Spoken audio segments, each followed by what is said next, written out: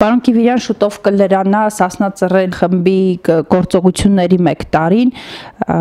ես խնդրելու եմ ձեր գնահատականը կատարված իրադարձություններին, ինչ էր տեղի ունեցածը։ Գլոբալ առումով տեղի ունեցածը հետևանք է այն ամենի, որ տարիներ շարունակ Հայաստանում իշխանությունների կողմից մերձվել է քաղաքական դաշտը, այսինքն փակվել են քաղաքական ցիվիլ պայքարի բոլոր ճանապարհները, երկիրը ընկնվել է կոռուպցիայի մեջ, հովանավորչության մեջ, տարատեսակ քաղաքական արատների մեջ, անկախությունից ի վեր Հայաստանում ընտրություններով իշխանափոխություն չի եղել, այսինքն իշխանությունը մոնոպոլիզացվել է ինչ-որ խմբի կողմից եւ այդ խումբը չի թողնում, որ Հայաստանում ընթանան քաղաքական պրոցեսներ։ Եվ սա ինչ-որ հայկական զուտ երևույթ չէ, ամբողջ աշխարհում էլ այդ երևույթը դարեր շարունակ եղել է, որ երբ փակում ես քաղաքական պայքարի մրցակցության այդ դաշտը, ապա սկսում են խոսել ինքնաձիգները, որովհետև մարդիկ այդ ժամանակ չտեսնելով այլ ճանապարհ, փորձում են այլ մեթոդներով վերցնել իշխանություն։ Հիմա հայկական իրականության մեջ հենց դա տեղի ունեցավ, որովհետև տարիներ շարունակ այդ արատները, ինչը նշեցի, բերեցին հենց այս հետևանքին։ Ընդ որում սա հատուկեն դեպք չի, եթե նայում ենք, ասենք, վերջին մի տարվա մեջ, սա 3-4 դեպքն է, այդ Նորքի խումբն է, սա էր, էլի մամուլում եղան տեղեկություններ, որ էլի ինչ-որ, ասինքն ձերբակալություններ են եղել մարդկանց, որոնք այլ ճանապարհով են փորձել իշխանություն վերցնել։ Հիմա խնդիրը ասում եմ, միայն դրա մեջ է, որ ռեժիմը չի թողել մարդկանց ցիվիլ քաղաքական պայքարի տարբերակ եւ մարդիկ փորձում են իշխանություն վերցնել այլ մեթոդներով։ Հիմա իշխանությունները սրանից դասեր քաղել են թե չէ, իհարկե չեն քաղել, որովհետեւ որպեսզի իրանք դասեր քաղեին, Հայաստանում պետք է անցկացվեր ուրեմն լիարժեք ռեֆորմներ, իրական ռեֆորմներ, որոնք կփոխեին մարդկանց կյանքը, մարդկանց մտածելակերպը, ինչպես նաև պետք է անցկացվեին ազատ արդար ընտրություններ։ Վերջի ընտրությունները ինչքան էլ մի շարք ճակերտավոր ընդդիմադիրներ հայտարարեն, որ իբր թե դրանք անցել են օրենքի սահմանեն, ամբողջ հասարակությունը տեղյակ է, որ դրանք նույնպես անցան կոպիտ խախտումներով։ Այսինքն իշխանությունները որևէ առումով ոչ միայն դասեր չկաղեցին, այլ իրենք շարունակում են իրենց այդ նույն ձեռագիրը, նույն ոճը, որով իրենք մինչ օրս շարժվել են, ինչը հենց հղի է հետևանքներով իրենց համար։ Վերջը քանի որ իրենք, գիտեք ոնց է, իրենք էլ են կտրված քաղաքականությունից, իրենք չեն կարողանում հաշվարկել այդ քայլերը եւ հավանաբար չեն կարողանում հասկանալ, որ հենց իրենց քայլերը բերեց սրանց եւ քանի որ արդեն իսկ հասարակության աչքերում այս պայքարի ձևը, այսինքն ինքնաձիգներով լեգիտիմացվեց, ապա ծնվելու են միշտ նորանոր խմբեր, որոնք այս ձևով փորձեն վերցնել իշխանություն։ Այնպես չի, որ եղել է այլ ճանապարհ եւ այս մարդիկ փորձել են այլ ձևով գնալ։ Չկա ճանապարհ, իշխանությունները փակել են այդ դռները։ Սպանել են քաղաքական դաշտը, սպանել են քաղաքական գործընթացները եւ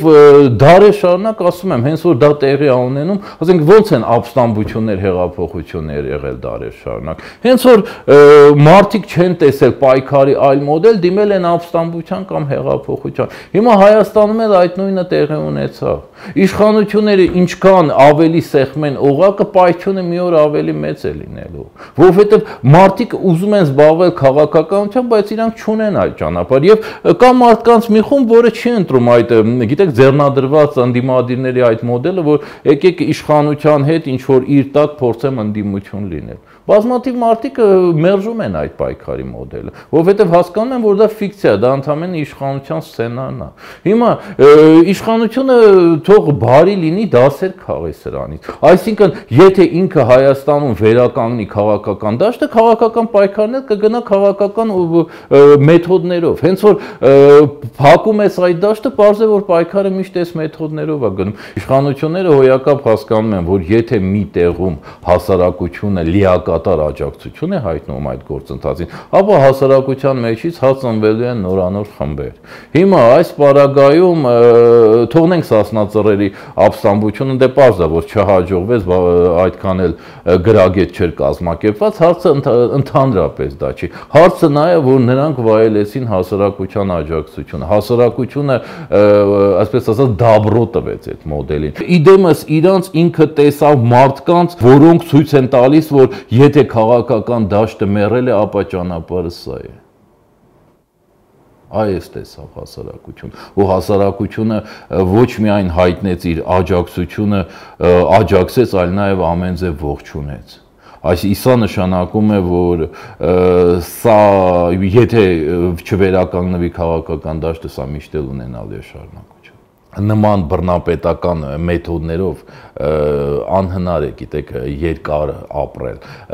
Ինքը դու կարաս 1-2, բայց մի օր դա շատ արագ կարող է փլուզվել։ Առավել եւս Հայաստանը, որը տնտեսապես շատ խոցելի է, կախված է արտաքին բազմաթիվ գործոններից, արտաքին վարկերից։ Հիմա ասում եք ոստիկանությունը այս անում է։ Դու ասենք Հայաստանը եթե չստանա հերթական ինչ-որ վարկի գումար, նույն այդ ոստիկանությունը անգործ մնալով ինքն է մի բան նախաձեռնելու։ Այսինքն այստեղ խնդիրը նա է, որ ասում եմ լեգիտիմացվել է այս մոդելը իշխանությունների կողմից քաղաքական դաշտը սպանելուց հետո։ Հիմա դա նշանակում է, որ միշտ էլ հասարակությունը իր մեջից կծնի ինչ-որ նոր խմբեր։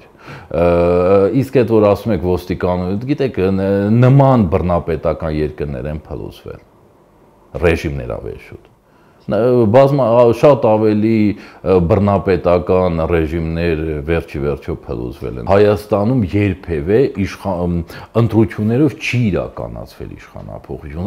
սա է ողջ խնդիրը։ Ու բացի դրանից իշխանության եկած մարդիկ որևէ ձևով չեն ապահովում երկրի զարգացումը։ Կան, ասենք, երկրներ, որ ասենք կարող է ինչ-որ բռնի ձևով են եկել իշխանության, բայց այդ մարդիկ կարողացել են զարգացում, առաջընթաց ապահովել,